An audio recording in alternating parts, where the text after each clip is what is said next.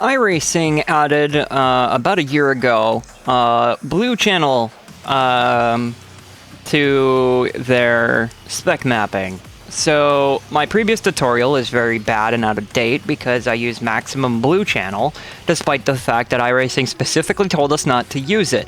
And now it's screwed up all of my old liveries because I was doing it kind of wrong. This updated tutorial will show you how to use iRacing's new spec mapping to your advantage because they now have an acrylic clear coat, and you can see this most obviously in the metallic here. I have a little bit of blue in here, so you can see the clear coat is kind of speckling a little bit, and then you can also see it on this black piece here really well, that clear coat speckling.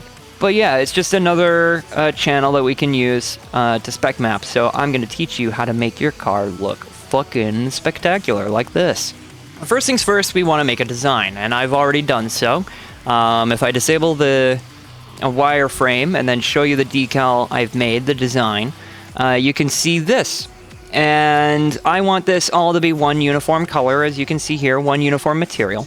So what I'm going to do is I'm going to select the entire canvas, so Control A and Control C. That'll copy it. We're going to make a new canvas at 2048, the same resolution as our paint, and then we're going to paste it on. We're not quite done yet, though, because we do want this design to be a particular color. So we're going to make it one uniform color by dropping it all the way down to black. And then, this is where the fun part starts. I already know what color I want the specular map to be in order to get the effect that I want. But if you're not quite sure, not quite familiar with what you're doing, you can go to GabirMotors, GABIR motors.com/tools/spec mapping, and you can bookmark that. And it'll give you a nice preview tool to see in what different lighting conditions your car is going to look. And you can play around with the sliders here to try and achieve the effect you're going for, or you can use presets that they've got here, so I can go for a chrome here. This spec map color is what we want, and you can put in a base color that you want to preview on and change this around a little bit. But I already have the colors that I want, like I said. So what I'm going to do is I'm going to select the color that I already want, and we're not going to use bucket fill, because not only is it inaccurate, but once it gets to the edges, it starts getting weird, and that's going to introduce artifacting into your spec mapping. We don't want a bucket fill. So what we're going to do instead is use the levels tool. This allows us to select a very specific color without having any of that weird artifacting. So I already know my red is going to be going up to 255. We're bringing our green channel up to 72, so it's a little bit less chrome. Finally, we're going to add a acrylic clear coat. Around 18 to 20 is where it starts activating. Otherwise, you're not going to get that clear coat look, and it won't look glossy like this. Now we want to color our base coat. I want my base coat to be pretty well a gloss with a bit of an acrylic clear coat over top. So I've got that now. We're not quite done yet, because the issue is when I was painting this design, I went into the spoiler area, and it doesn't seem like it's going to be a big deal, but if I export this right now, you can see some glaring issues. For example, this is intruding on the number plate on the side of the car, same thing on the spoiler, and even the rear badging looks weird.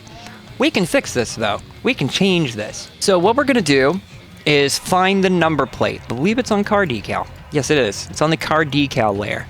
So what we're gonna do is we're gonna Control A, Control C, and then we're gonna create a new layer and Control V. Now what material you want this to be can be up to you, but generally when I'm doing labels like this, decals like this, I'm gonna go for leaving the red and green channel at 0, and then bringing the blue channel up to about 140 to 160.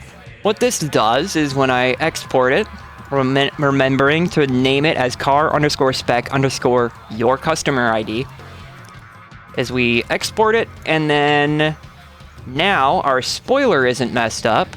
Our car badge is still messed up, but we'll get back to that. We got our number plate. Our number plate is looking fine. And on top of that, if you look at it from obscure angles, the number plate almost looks like it pops off the car, like it's a separate sticker placed onto the car. I like that look. It kind of makes it look really neat and makes the number plate pop and makes it readable from pretty much every angle. So now we want to fix this car badge here.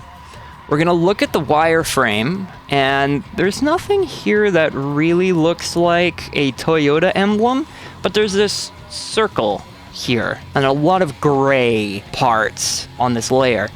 This is on the car mandatory layer, so what I'm going to do is I'm going to use a magic wand and select all the gray parts.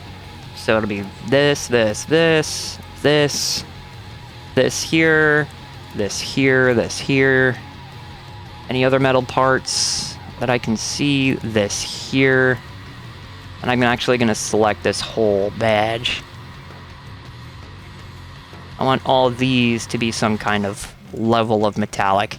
And now we're going to copy this, and once again, we're going to create a new layer. Now we're going to make this black once again, and then with the levels tool, we're going to make this all the way red because these are metal parts. And then I'm going to change the roughness to about here, to about 58, 60, somewhere around there. And then I'm going to make the clear cut about 20. And we're going to take a look at what we've done. So now the badge is a uniform color on the front and the back. Some of the other metal parts on the car, wherever you can find them, such as the badging on the back. Meanwhile, for the rest of the stuff, what we're going to do is invert our selection and then paste all the rest of the stuff there. Most of this is black, gray, that kind of thing. So I think what we can do here is make this black, and then we're going to make this a blue color, about 170. And then once we export that once more, we now have the fins that were clear-coated before are now perfectly matte. And that's pretty much all there is to it. Once you start playing with spec mapping and getting really familiar with it, you can do some really wild stuff. When we move back here, you're going to look at this.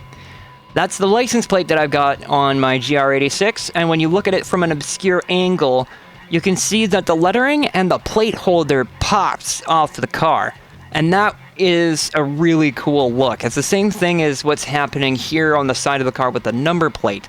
You're essentially using the spec map to identify different parts of the car that are supposed to be lighted differently, and you can make it look almost like a bump map.